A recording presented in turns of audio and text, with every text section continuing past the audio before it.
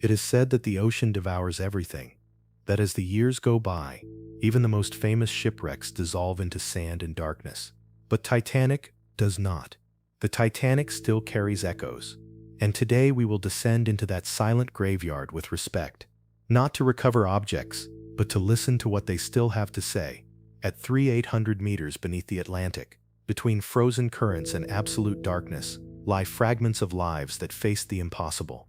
Shoes no one ever wore again, letters that never reached their destination, a doll that never returned to its owner's arms. These are not mere remains. They are not just museum pieces. They are memories that refuse to sink completely. And I guarantee you this, if you stay until the end of this documentary, you will witness something that left archaeologists, historians, and those who thought they had already seen it all, without words. Now yes, the descent begins. Prepare yourself, because what you are about to see is the first object that left science perplexed. Are you ready to dive? Object 1.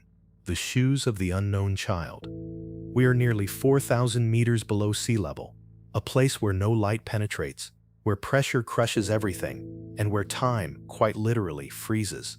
Down there, among the silent and rusted remains of the Titanic, where everything seems inert, a group of explorers stops. They did not find gold, nor jewels. They found something far more valuable, a small pair of leather shoes, black, old, still tied with their laces. They weren't big, they weren't expensive, they weren't new, but they should not have been there, not after nearly a century in salt water. And yet, they were, motionless, together, intact, as if someone had left them there with care, waiting to come back for them. And here the story takes on another tone. Because these shoes do not just tell us what happened, they tell us to whom it happened. For decades, no one knew whose child those shoes belonged to. They became a symbol of all the children who died that night. But in 2002, thanks to modern science, mitochondrial DNA tests, carried out on exhumed remains, and compared with living relatives, the truth was discovered. Sidney Leslie Goodwin, an English baby, 19 months old, he was traveling with his entire family, in third class, toward a new life in America. No one survived. The little boy's body was recovered in 1912 by the ship Mackay Bennett. He carried no identification. He was buried in Halifax, Canada. On his tombstone was written a simple, yet heartbreaking message: the unknown child. For years, visitors left flowers, teddy bears, toys. No one knew his name, but everyone knew his story, or at least what he symbolized. And those shoes endured not just by chance. The leather had been treated with vegetable tannins, an old process that made it more resistant to marine decay.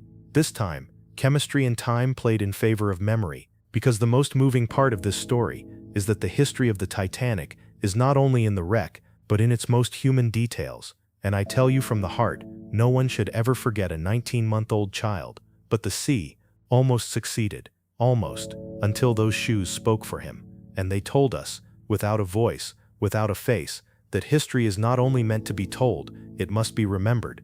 And now, you, the one watching this, what does this story tell you? Did you ever imagine that something so small could preserve so much truth? If you found this revealing, don't leave, because what comes next is an ordinary object that survived against all logic, one that changed the way we understand what life was truly like aboard the Titanic. Are you ready to discover it? Object 2. Posters and personal photographs. Memories that cross the ocean and time. Picture this: a suitcase swollen with water, submerged for over a century. And when it is opened, the unexpected appears. Sheets of paper that still survive. Photographs where faces can still be seen. Corners gnawed by salt and time, but still telling a story. This is no exaggeration. In 2001, during one of the most meticulous expeditions to the Titanic wreck, underwater archaeologists discovered a suitcase partially buried on the ocean floor. The suitcase had belonged to a second-class passenger and had been caught among the collapsed structure. Inside, among already decomposed fabrics and everyday items, there was something that seemed impossible: paper. More precisely, photographs, postcards, and even a promotional poster for a show on board.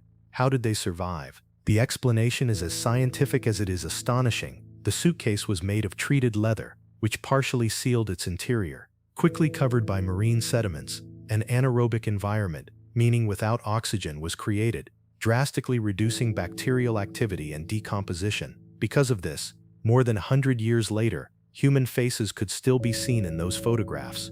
Faces of people who laughed, dreamed, perhaps celebrated on deck, unaware of what was to come. One of the clearest images showed a young, smiling couple posing in front of what seemed to be the Southampton dock. Another was a portrait of a child with a handwritten message on the back. For Mother, from the open sea. We don't know for certain who wrote them, but we know this: they existed, and their story crossed not only the Atlantic, but also time. Because when you look at those photographs, you don't just see frozen history. You see emotions that survived the shipwreck. And if you wonder, yes, many of these images are preserved today under climate-controlled conditions in the archives of RMS Titanic Inc. expeditions and in private museum collections in Halifax and Washington. And you, what do you think?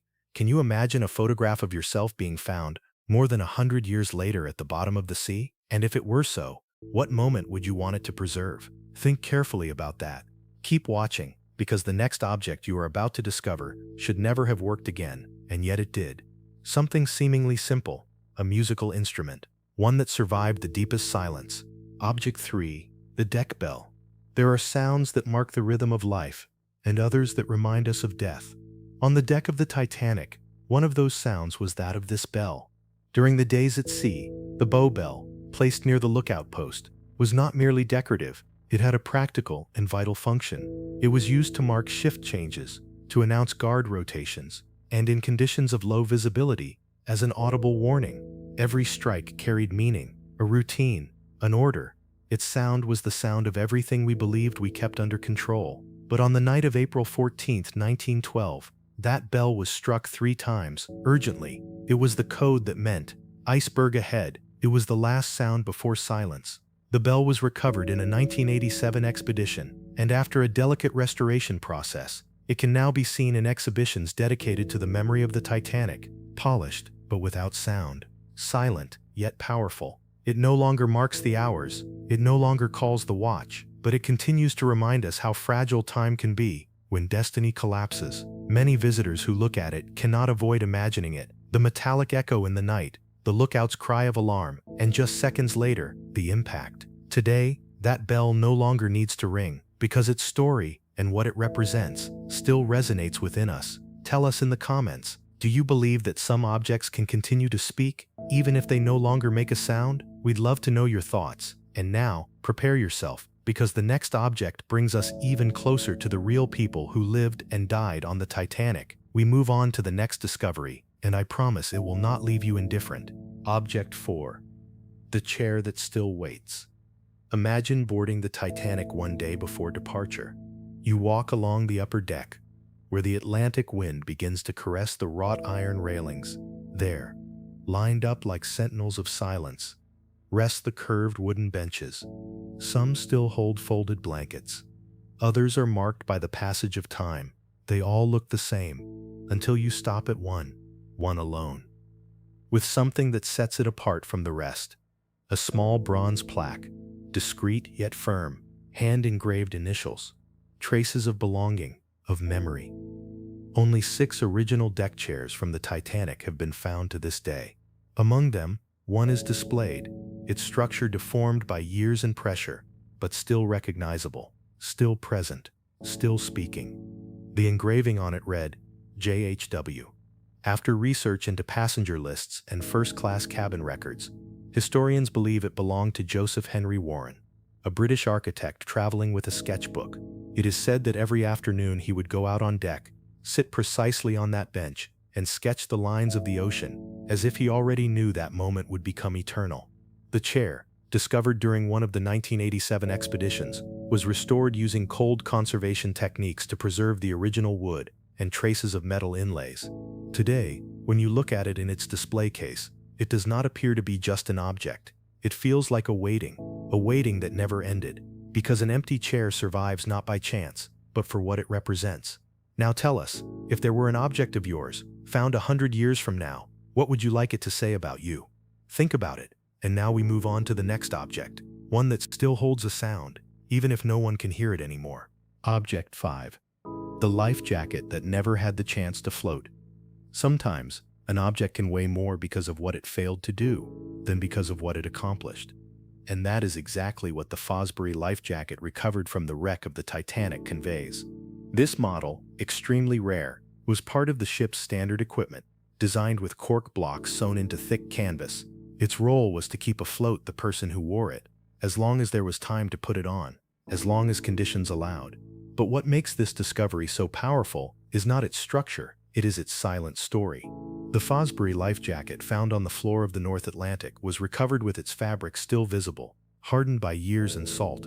Experts believe it belonged to a crew member, perhaps one of the stewards who helped evacuate passengers. It still carried fragments of metal buckles and a small, unreadable label, as if the owner's name refused to be forgotten, but could no longer be fully remembered either. And here lies the most haunting part. The life jacket was never unfolded. It was folded, carefully set aside. It had likely remained trapped in a cabin, waiting. Like so many other objects on that ship, its usefulness was defeated by the speed of the disaster, by chaos. By the time that was not enough. Today, that life jacket is not just a museum piece, it is a suspended question. How many never had the time? If this discovery also made you reflect on how fragile the line is between hope and tragedy, leave a comment with the phrase, "The life jacket never floated." Don't go anywhere, the next object is coming. One that protected, but also concealed. Object 6. The fragment that withstood the iceberg. Imagine lifting from the bottom of the ocean a steel wall weighing more than 15 tons. One that had lain submerged for nearly a century and still bears on its surface the scars of the most tragic night in modern maritime history. That is the so-called Big Piece, a monumental portion of the Titanic's hull, recovered in 1998 and brought to the surface through an extremely complex submarine operation. This fragment, more than 7 meters long and over 3 meters high, was found intact, separated from the rest of the wreck. It weighs more than a bus, and its extraction was an achievement of ocean engineering. Today it can be seen in a specially designed gallery in Las Vegas, in an exhibition with controlled temperature and pressure.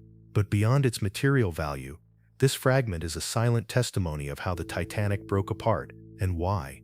Naval metallurgy experts who studied it reached unsettling conclusions. Steel plates from the early 20th century, though strong, contained sulfur impurities that made them more brittle at low temperatures. On the night of April 14, 1912, the waters of the North Atlantic were near freezing, and the impact with the iceberg caused a fracture, which, as seen today on this piece, does not look like an explosion but a clean break, almost surgical.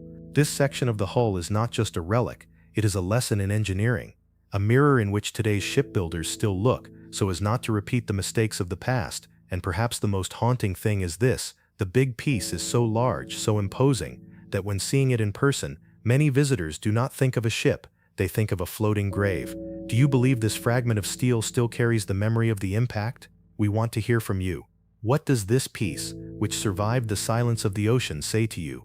Because the Titanic did not just break in two, it also broke our faith in what we once believed was invincible. And now, we move on to the next discovery, a much more personal one that could fit in a pocket, but still shines, as if still waiting for its owner. Object 7. The railing that surrendered to the sea. In one of the most recognizable areas of the Titanic, right at the bow, where today the camera descends silently among shadows and sediments, lies a fallen railing, twisted, defeated, a piece of softened iron that once supported the hands of passengers gazing at the open Atlantic, perhaps never imagining that this would be their final journey. This fragment, recovered during a 2024 expedition, is more than just a structural remnant. It is the reflection of the wear that the ocean imposes on anything that enters it. For decades, this railing remained almost intact. It was one of the silent symbols of the ship's slow decay, but it no longer is. The reason: marine corrosion. The Titanic's metal structure is slowly being consumed by halophilic bacteria, microorganisms capable of surviving at great depths, feeding on the iron of the hull. According to scientific estimates, between 2030 and 2040, much of the wreck could collapse completely. This railing is a testimony, one that does not scream, but speaks, because every rusted rivet, every weakened weld, every submerged curve reminds us that history is not made only of words, it is also made of matter, and matter, sooner or later, disappears. What do you think? Should we preserve what remains of the Titanic, or allow the sea to embrace it forever? If this discovery made you reflect, share your thoughts in the comments. Now get ready, because what comes next is not an object like the others. It is something bigger, much bigger. But before we continue, let me tell you this. You are exactly halfway through this journey, and that is no small thing. It means you are part of that small minority who are not satisfied with newspaper headlines, who want to know more, who want to look at the past with respect and with questions. If you haven't done so yet, don't forget to leave us a like and subscribe to the channel so we can continue this journey together through stories others have left in silence. Now yes, let's move on. Object 8. The map Titanic never had.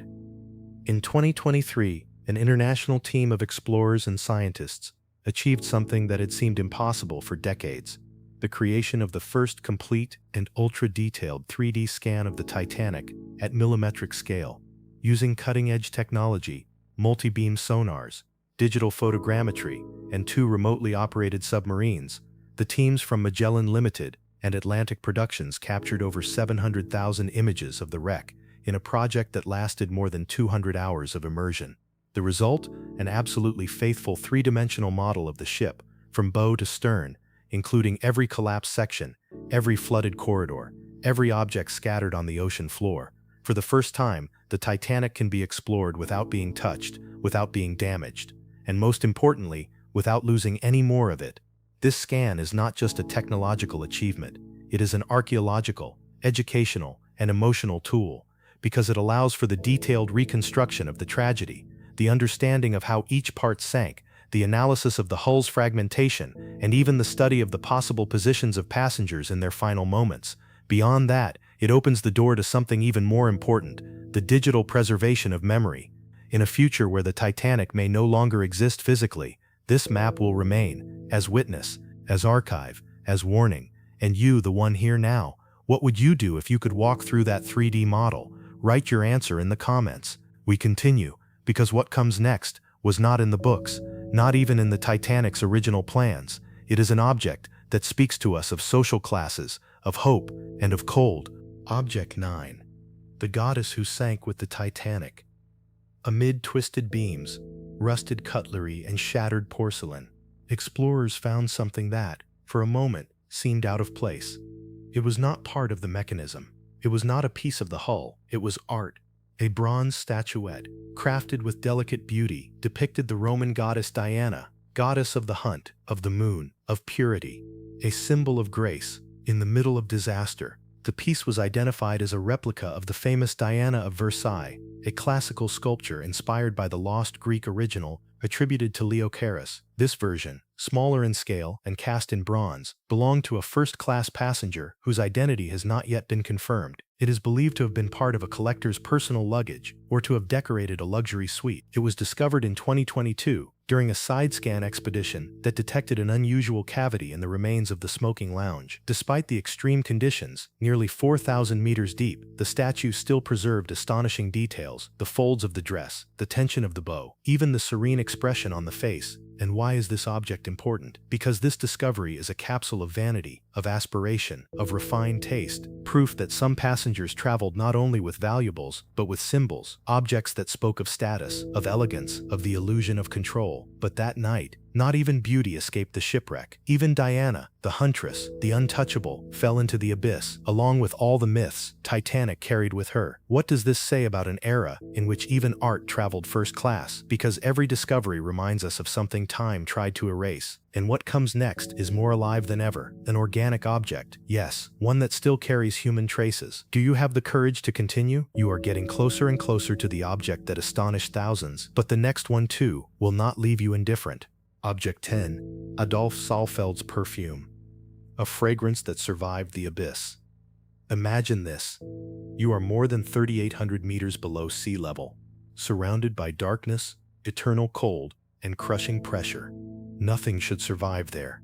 And yet, when robotic submersibles recovered a small leather suitcase in 2012, what they found inside was incredible. A collection of perfume vials, some intact, sealed, still holding liquid inside.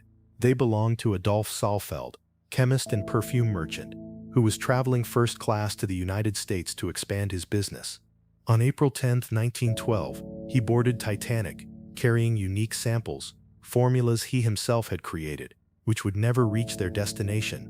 But what is truly astonishing is this. When researchers opened one of those bottles after more than 100 years, it still released fragrance, a delicate floral scent, almost ghostly, as if time itself had been trapped inside a small glass cylinder. This perfume, today exhibited and studied olfactively, has become a sensory witness of Titanic, not only for what it evokes of first-class elegance, but for the strange emotional connection it awakens. Because to smell something is to remember. And that fragrance, gentle, old, persistent, was probably the last thing many perceived that night. Today, it is considered one of the most poetic objects recovered from the wreck, a whisper from the past, a perfume that rose from the abyss to remind us that, even in tragedy, there was beauty. And now tell us, if your story had a fragrance, what would it smell like? We continue, and what comes next will not only surprise you, it will stop you, literally. Object 11. The mantel clock from the grand staircase. Imagine a mantel clock, small, elegant, made of wrought iron. One of those that measures time unhurriedly, as if it knew that time is more than just numbers on a dial. This clock was found among the remains of what was once a first-class cabin. Its sober yet refined design suggests it belonged to a distinguished room, perhaps located near the grand staircase, the ornamental heart of the Titanic, where luxury spoke through carved wood and chiseled iron. And yet the true value of this object lies not only in its craftsmanship or rarity. It is one of the few small iron artifacts that resisted intact after more than a century of marine corrosion, but in what it represents, a time stopped. When it was discovered, researchers observed that the clock's hands were frozen at a specific hour. They never moved again, as if that small object had decided on its own to preserve the exact moment when everything changed. We don't know whether that was the time of impact, or of the power outage, or of the final silence. But what we know for sure is this: in that rusted dial lives the memory of a life in motion, and that time, even submerged, is not always forgotten. And you, what do you think that clock wanted to preserve forever? What instant did it choose to hold, like a whisper suspended in time? If you haven't done so yet, and if you find this documentary valuable, support us with a like and subscribe to CronoEarth. Activate the bell so you won't miss any new journey into the past. Your support not only motivates us to continue, it allows us to save and share the stories that time has tried to erase.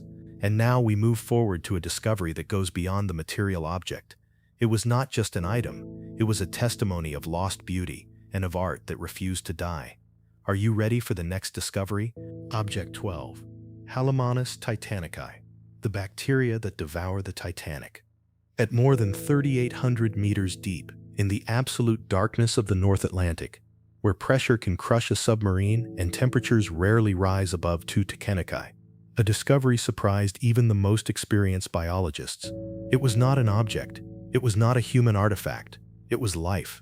In 2010, an international team of scientists, led by Henrietta Mann and Bhavleen Kaur, discovered a new species of bacteria growing on the remains of the Titanic's hull. They named it Halomonas titanici.